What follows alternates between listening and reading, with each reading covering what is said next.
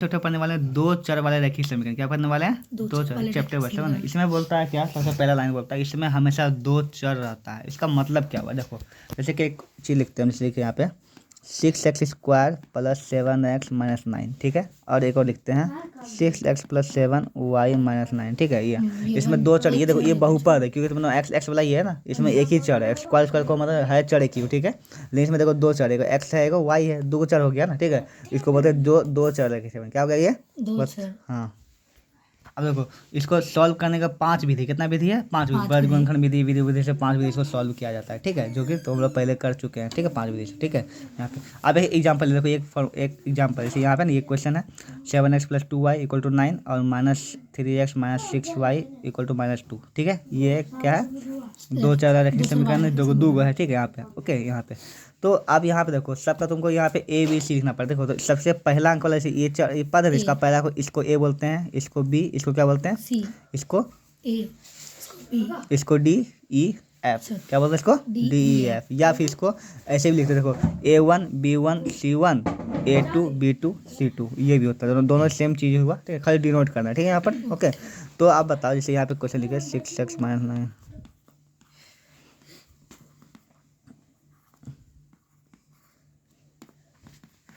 इसमें बताओ ए क्या हो जाएगा? A 6, बी क्या हो जाएगा? -9, सी क्या हो जाएगा? 6, और डी क्या हो जाएगा? -3, और ई क्या हो जाएगा? -3, और एफ क्या हो जाएगा? -2। ठीक है, ये तो बिल्कुल सही बोली, लेकिन ये गलत है, ये दोनों क्या है? गलत। इसको याद रखो, ठीक है। ये जो लास्ट वाला होता है ना, वो यहाँ का वैल्यू नहीं लिखा था, वो यहाँ आकर तब लिखा था वैल्यू, ठीक है। 6 यहाँ जाके क्या हो जाएगा? -6, और -2 यहाँ क्या आ जाएगा? +2। इसका मतलब क्या आएगा? -6 +2 हो जाएगा। इस बात को याद रखना हमेशा, ठीक है। तो अब बताओ यहाँ पे ए क्या हो जाएगा? ए क्या हो जाएगा? 7, बी B2, सी, -9, यहाँ पे अगर बराबर की इधर है तो इसका सी नहीं पड़ेगा, इधर आ जाएगा -9, ठीक है। इसी प्रकार यहाँ पे ए क्या हो जाएगा? -3, बी -6, +2, +2, ठीक है। इसको A B C D E F लिखे, इसको A1 B1 C1 A2 B2 C2 भी कहा जाता है, इसको याद रखना, ठीक है। इतना कोई दिक्कत, कोई कन्फ्यूजन नहीं, ठीक है। चलो ठीक है। अब यहाँ पे देखो ये जो दो चर रैखिक समीकरण है ना, रैखिक समीकरण, यहाँ रैखिक क्यों लिखा है? रैखिक, क्योंकि इसका सोल्यूशन जो होता है लाइन में होता है, क्या होता है? लाइन पर, ठीक है। यहाँ पे जैसे सोल्यूशन होता है तो ग्राफ जो बनाता है ना, इसी पे बनाता है, ठीक है। जैसे कि रैखिक दो समीकरण है तो दो लाइन बने, क्या बनेगा? दो लाइन। दो लाइन या फिर ऐसे बन सकता है, एक दूसरे को काट ले, या फिर दो लाइन ऐसे बन सकता है एक दूसरे के समांतर चल जाए, ऐसे। या फिर दो लाइन ऐसे बन सकता है कि एक ही लाइन पे दूसरा लाइन ऐसे चढ़ा रह जाए, ठीक है। तीन कंडीशन हो सकता है, या फिर कट करे, या फिर समांतर हो, या फिर एक ही पे दोनों पे, ठीक है। आप दो चीज़ तीन चीज़ है ना, तो तीनों क्या कंडीशन है? कंडीशन मतलब शर्त, क्या है? शर्त है, वो हम लोग पढ़ेंगे, ठीक है। अब जैसे इसको तुमको देख के बताना, इसमें बताना कि कौन सा ग्राफ होगा, ये वाला होगा कि ये वाला होगा, ये होगा, कैसे देख के बताएगी, है ना? नहीं पता चलेगा, ठीक है। तो उसके लिए शर्त कुछ दिखा गया, बस इसी शर्त पे पूरा चैप्टर बेस्ड, ठीक है। इसको याद कर लिए काम कराऊंगा, ठीक है। शुरू करते हैं। देखो शर्त यहाँ लिखा हुआ है, ठीक है। यहाँ पे शर्त, तो पहला शर्त क्या बोलता है कि अगर ए बराबर D, A B C D पता है तो समझ में क्या है, ठीक है, उसी को बोलते हैं, ठीक है। तो ए डी बराबर नहीं हो बी ई के, क्या हो? ए बाई डी बराबर नहीं हो बी बाई, तो उसका क्या हल होगा? एक हल, केवल एक हल। कितना हल होगा आंसर? एक हल। उसको बोलते हैं अद्वितीय हल भी बोलते हैं, ठीक है। अद्वितीय हल भी बोलते हैं, समझ में आ गया ना, ठीक है। इसका जो युग्म होगा वो क्या हो जाएगा? अविरोधी, क्या बोलेंगे उसको? अविरोधी, संगत, क्या बोलेंगे? संगत। और ग्राफ क्या होगा? प्रतिच्छेदी, मतलब एक बार कटेगा, क्या नाम कटेगा? एक बार। देखो एक हल में एक बार कटता है, इसको प्रतिच्छेदी बोलते हैं, क्या बोलते हैं इसको? प्रतिच्छेदी। एक जगह प्रतिच्छेद करता है बस, ठीक, एक जगह कटेगा, ठीक है। इसमें से तुम्हें कुछ भी पूछ सकता है, ऐसे दे दिया, ठीक है। अब जैसे कितना हल होगा? तो एक हल। कितना होगा? एक हल। एक हल को भी अद्वितीय, अद्वितीय मतलब दो नहीं, एक है ना, अद्वितीय, एक को ही अद्वितीय कहा जाता है, एक ही चीज में, ठीक ना। इसको क्या बोलते हैं? अविरोधी। क्या बोलते हैं इसको? अविरोधी संगत। क्या बोलते हैं? अविरोधी संगत। और इसको क्या बोलते हैं? प्रतिच्छेदी बोलते हैं, ठीक है, याद रखना। अब दूसरा कंडीशन क्या है कि ए डी बराबर है बी ई बराबर सी है, मतलब तीनों बराबर है। अगर तीनों बराबर हो क्या हो जाएगा? मतलब अनगिनत हल। कितना हो जाएगा? इसी को अनेक हल भी बोल सकते हैं, ठीक है। और इसको, इसका जो होता है उसको क्या बोलते हैं? आश्रित। क्या बोलते हैं इसको? आश्रित। आश्रित मतलब क्या हुआ? मतलब कि एक दूसरे पर पड़ा हुआ, क्या है? देखो एक ही लाइन में है ना, बोले एक ही पर है दोनों, ठीक है, एक ही लाइन में, ठीक है। आश्रित, ठीक है। मतलब आश्रित को हम संपाति बोलते हैं, क्या बोलते हैं हम लोग? संपाति। ग्राफ क्या होता है इसका? संपाति। संपाति क्या बोलते हैं इसको? संपाति। आश्रित संपाति, आश्रित संपाति, इतने को तो याद करना, बात तो खत्म ही हो गया। और तीसरा क्या है? ये दोनों बराबर हो और तीसरा बराबर नहीं हो, मतलब तीसरा सी बाय एफ बराबर नहीं हो, तो उसको क्या बोलेंगे? कोई हल नहीं, मतलब कोई हल नहीं। ऐसे ये क्या हो जाएगा? विरोधी। क्या हो जाएगा? ये विरोधी। तो ये दोनों होता है संगत संगत, ये होता है ओ संगत। क्या संगत? देखो ये समांतर हो जाता है, क्या होता है ग्राफ, क्या होता है समांतर। देखो जब ये कटेगा तभी इसका, जैसे यहाँ कटा, यहाँ पे एक हल होगा, आंसर आ गया। ये देखो ये एक दूसरे पे सटा हुआ है ना, यहाँ यहाँ हर जगह सटा हुआ होगा, है ना, तो इसका अनंत हल है, मतलब हर जगह यहाँ हल होता रहेगा। लेकिन ये तो एक को जगह नहीं कटा, यहाँ ये यहाँ है, कहीं पे कटा नहीं, कहीं पे टच नहीं हुआ, तो क्या इसका अनंत हल कितना हो जाएगा? इसका अनंत हल, इसका हल क्या हो जाएगा? अनंत। ठीक, सॉरी इसका हल ही नहीं होगा, इसका हल ही नहीं होगा, एक को जगह नहीं कटा, इसका कोई हल नहीं होगा। ठीक है, तो इसका क्या होता है? अनंत हल। क्या होता है इसका? अनंत, क्योंकि एक दूसरे पर चढ़ा हुआ है, अनंत हल हो जाएगा। ठीक है, और ये क्या हो जाएगा बताओ? एक जगह कटा, जिससे क्या जाएगा? सिर्फ एक हल हो जाएगा। क्या? एक हल। तो इसीलिए इसका हो जाता है एक हल, इसका हो जाता है अनंत हल, क्योंकि यहाँ पे क्या होता है बताओ? अनगिनत हल हो जाता है, क्योंकि ये एक दूसरे पर चढ़ा हुआ है ना। और ये लाइन बिल्कुल समांतर, कहीं कटवे नहीं किया ना, कहीं सटेगा नहीं, कटेगा तो समांतर हो जाएगा। समांतर मतलब विरोधी हो गया, विरोधी मतलब कोई हल नहीं हो जाएगा। कोई हल नहीं होने क्या शर्त है? कि एक पहला बराबर दूसरा बराबर नहीं हो। ठीक है, तो अब यहाँ पे देखते हैं कि इससे क्वेश्चन पूछेगा तुमको। देखो जैसे है ना, एक क्वेश्चन हम देखते हैं यहाँ पे। यहाँ दिया समीकरण इतना इतना युग्म का, है ना, हल है, अद्वितीय हल है, अनगिनत हल है, अनंत हल है, क्या हल है? ठीक है, ठीक है, तो शुरू करें यहाँ पे। तो कैसे, जब इस प्रकार देखते हैं क्या करना है, देखो यहाँ पे ए का मान कितना है? 2 है ना, तो 2/4, 2/4 पहले बराबर, सब जगह बराबर, तो कोई दिक्कत नहीं, 2/4 दिए। ठीक है, फिर 3/6 क्या हो जाएगा? 3/6 फिर बराबर 2, 5/15। 5/15 ठीक है, अब काटो, काटना पहले, है ना, कटेगा कितना आएगा? 1/2 कटेगा, ये भी 1/2, और क्या जाएगा? 1/3। तो मतलब एक तो बराबर हो गया, तीसरा बराबर नहीं है, तो नहीं हुआ, मतलब कि एक बराबर दो, दूसरा नहीं है, कौन सा वाला होगा? बता, कौन वाला मारा है? ये कोई हल नहीं है। हाँ, इसका हो जाएगा कोई हल नहीं है। ठीक है, कोई हल नहीं मतलब क्या हो जाएगा यहाँ पे? विरोधी, असंगत, और क्या हो जाएगा? समांतर। तो यहाँ देखो कोई हल नहीं आया है, यहाँ पे लिखा है ना ये वाला क्वेश्चन। हाँ यहाँ पे देखो, है ना, क्या हो जाएगा यहाँ पे? पता, कोई हल नहीं, कोई हल नहीं, कोई हल नहीं, आंसर हो जाएगा। समझ में आ गया ना यहाँ पे? ठीक है, यहाँ पे अब इसी प्रकार से यहाँ देखो, यहाँ पे देखो, यहाँ पे ये क्वेश्चन दिया हुआ है, तो 5/6 हो जाएगा। ठीक है, -3/1 हो जाएगा। ठीक है, और ये क्या हो जाएगा बताओ? 2/0। ठीक है, क्या दो? तो 5/6 हो गया पहला, बाकी दो क्या हो जाएगा? 3/2 तो पहले नहीं मिला है ना, नहीं मिला। देखो पहला आ गया तुम्हारा, शॉर्टकट में करते देखो, 5/6 पहला क्या हो गया बताओ तुम्हारा? 5/6 हो गया। दूसरा क्या आ गया बताओ? -3 -3/1 है ना, अब पहले नहीं मिला तो समझाएंगे नहीं, अगर पहले नहीं मिला तो क्या हो जाता बताओ? केवल एक हल। कितना हल? एक हल। तो क्या हो जाएगा बताओ? कि वास्तविक अद्वितीय क्या अनेक हल हो जाएगा? ये हल संभव नहीं, क्या हो जाएगा इसमें बताओ? अद्वितीय। क्या हो जाएगा यहाँ पे?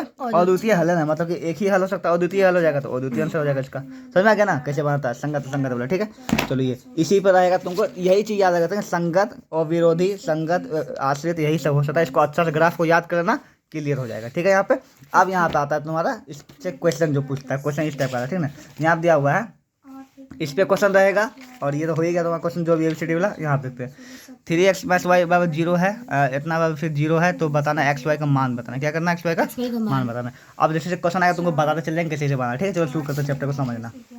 तो सबसे पहला क्वेश्चन यहाँ क्या बोला है? समीकरण इतना इतना का निकाय का आलेख क्या होगा? आलेख वही ग्राफ, ग्राफ क्या होगा? ठीक है, चलो शुरू करते हैं। यहाँ पे तो देखो 6/3 हो जाएगा, फटाफट लिख दो चलो। ठीक है, देखो क्या हो जाएगा? पहला 6/3, 6/3, फिर बराबर दे दो। दूसरा क्या आ जाएगा बताओ? -2/-1, -1,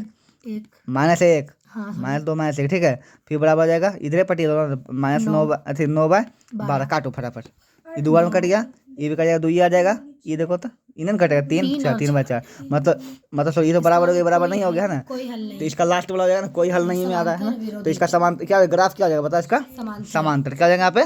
समांतर। आंसर देखो समांतर है, एक का भी समांतर हो गया। समझ आ गया ना? यही हुआ, बहुत हल्का चैप्टर, बस यही खाली पहचानना इसमें होता है। ठीक है, बोलता है यदि रेखीय समीकरण का युग्म संगत है, क्या है? संगत है, तब उनके द्वारा निरूपित रेखाएं क्या क्या हो सकती है? तो संगत दो होता है ना, क्या प्रतिच्छेदी रेखा हो सकता है या फिर आश्रित हो सकता है।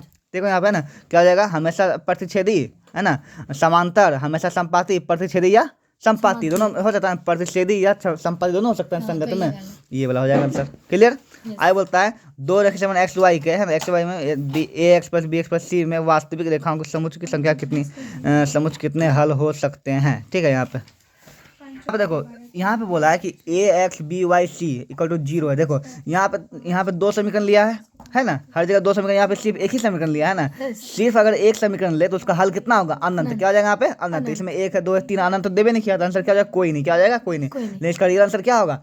अनंत, मतलब कोई भी मान लिया 6x minus 9y equal to 0, इसका कितना हल होगा? तो अनंत। अकेला है ना, ए बी सी तो कर नहीं सकते इसमें, तो अकेला का अनंत आंसर होता है। क्या होता है? अनंत। देखो यहाँ भी लिया, देखो तो x plus y equal to 6 का कितने हल होंगे? क्या हो जाएंगे? अनंत हल जाएंगे। मतलब एक ही समीकरण, दो तो है ही नहीं है, तो हमेशा क्या जाएगा? आंसर अनंत हल हो जाएगा। ठीक है, तो वही यहाँ पर हो जाएगा इसका अनंत हल।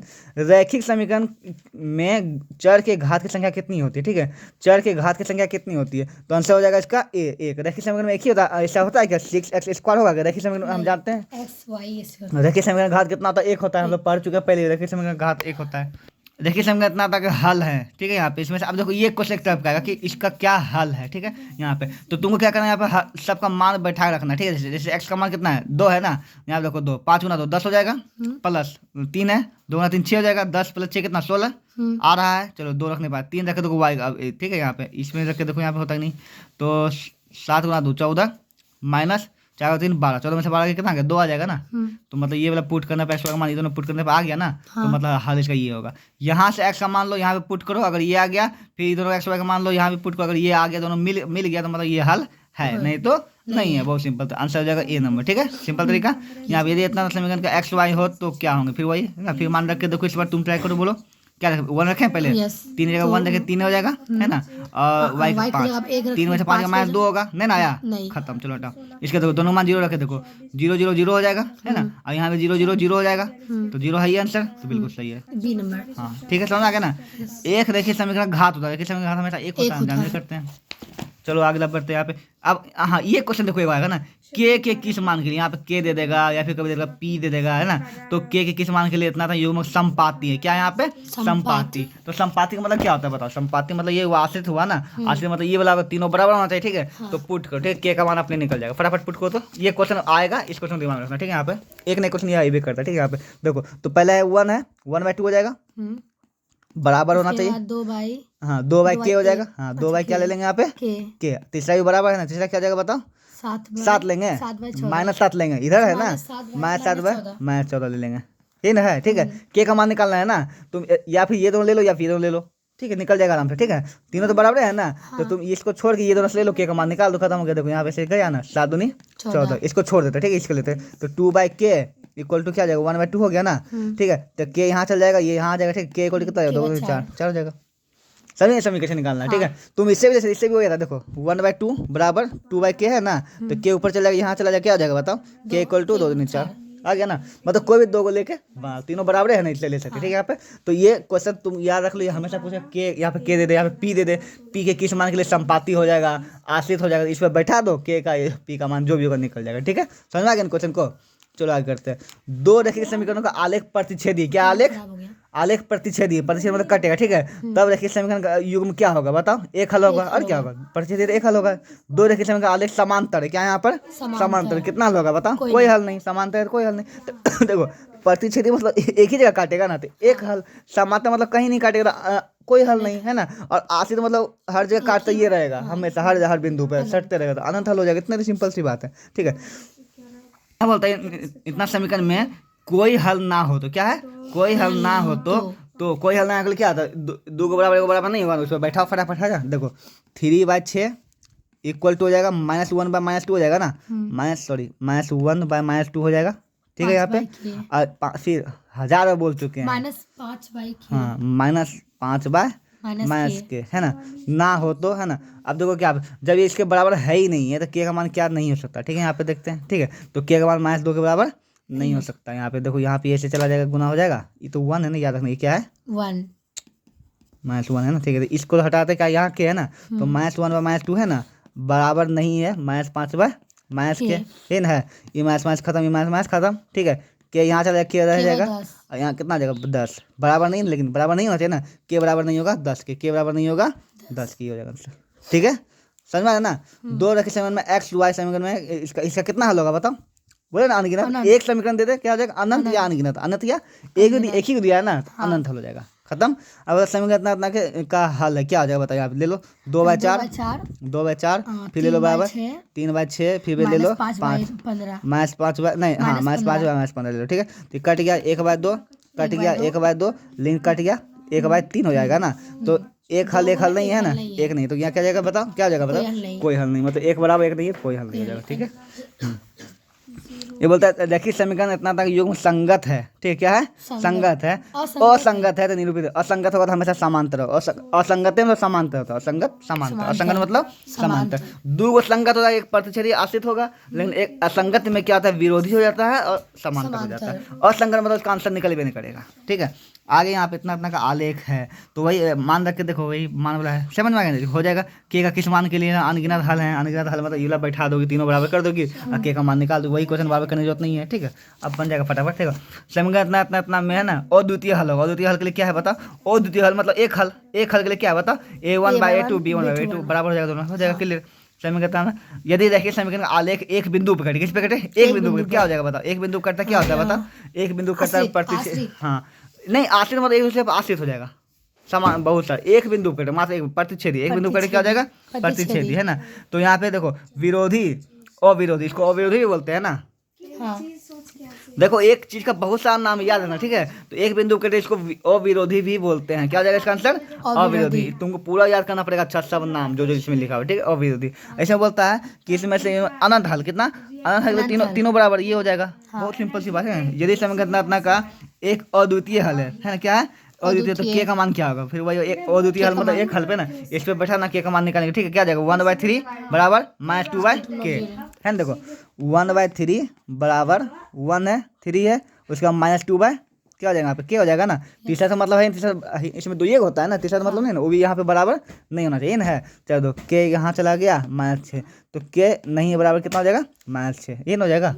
समझ में जो हम कर रहे हैं।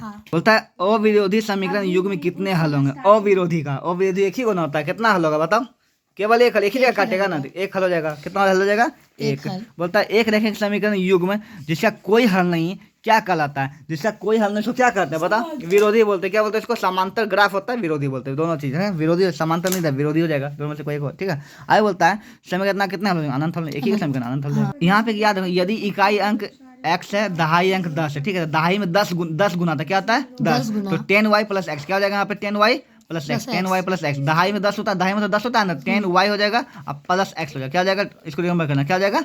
यहाँ पे अगर दे देगा कि अगर इकाई अंक c है, ठीक है, और दहाई अंक d है, तो क्या हो जाएगा 10d + 10, क्या हो जाएगा 10d + c हो जाएगा, ठीक है। मतलब जो दहाई होगा उसमें 10 गुना होगा और जो इकाई होगा प्लस होकर जुड़ जाएगा, ठीक है, 10y + x हो जाएगा, ठीक है। यहाँ पे इसका तो हो गया 2 चर में से 2 एक घातीय समीकरण ग्राफ यदि प्रतिच्छेदी है, क्या है प्रतिच्छेदी मतलब, तो एक हल होगा, प्रतिच्छेदी मतलब एक हल, प्रतिच्छेदी मतलब एक हल, कितना हल, एक हल होगा, है ना, सिर्फ एक हो जाएगा हल, और क्या।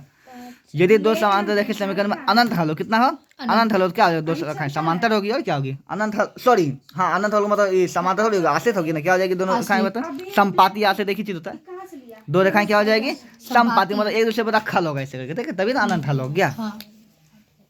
खत्म, सबको दमे नहीं खत्म में।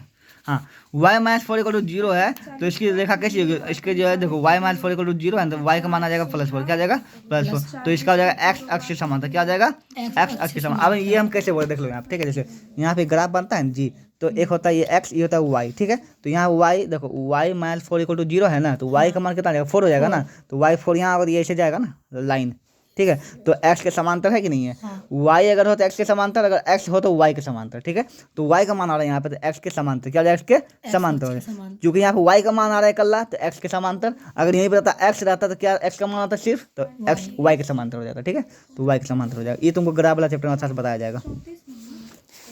अब यहाँ बोला x - y का ग्राफ क्या होगा, देखो यहाँ पे x - y = 0 है ना, x - y = क्या हो जाएगा 0, तो x = क्या जाएगा y, x y बराबर हो गया ना, x y बराबर रेखा ऐसे जाएगा मूल बिंदु से, मतलब इससे जाएगा बीचे बीच से जाएगा, कहाँ से जाएगा बीचे बीच से जाएगा, ठीक है। तो क्या हो जाएगा आंसर, मूल बिंदु से।